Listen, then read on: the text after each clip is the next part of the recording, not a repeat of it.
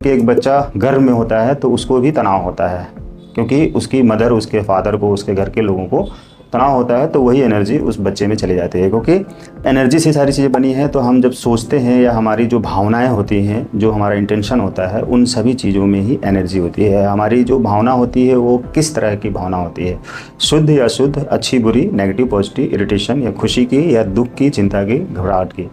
एक मदर जो प्रेग्नेंट है, गर्भवती है, उसके गर्भ में बच्चा है, तो वो मदर जो है अपने जो भी खान पान कर रही है वो कैसा कर रही है। अगर कोल्ड ड्रिंक पर पी रही है, मांस मदिरा खा रही है, पी रही है, कुछ नशा कर रही है, गुस्सा कर रही है या रो रही है, दुखी है, परेशान है, तो वो सारी नेगेटिविटी उस बच्चे को जा रही है।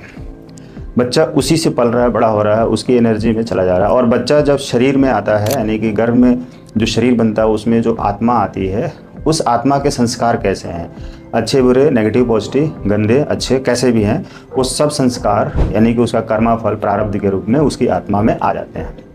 तो एक तो वो खुद का कर्मा उसका ऐसा होता है कि उस शरीर में आते ही उस शरीर में जो नेगेटिविटी है वो सब कुछ आने लगती है। जैसे जैसे बड़ा हो रहा है वैसे वैसे उसकी नेगेटिविटी भी बढ़ रही है।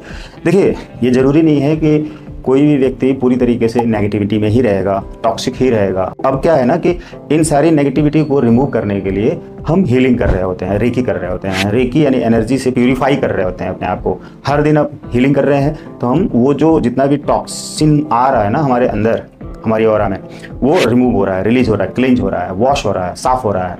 तो हम ढेर सारी नेगेटिविटी से वॉश होते जा रहे हैं। तो वो अब हमारा शरीर जो सेल्स है वो जनरेट हो जाते हैं, सेल्स, नए सेल्स आ जाते हैं, हमारे विचार नए हो जाते हैं, हम शांत हो जाते हैं, हम और अच्छा फील करते हैं, हमारी ताकत और बढ़ जाती है, चक्रास एक्टिवेट हो जाते हैं।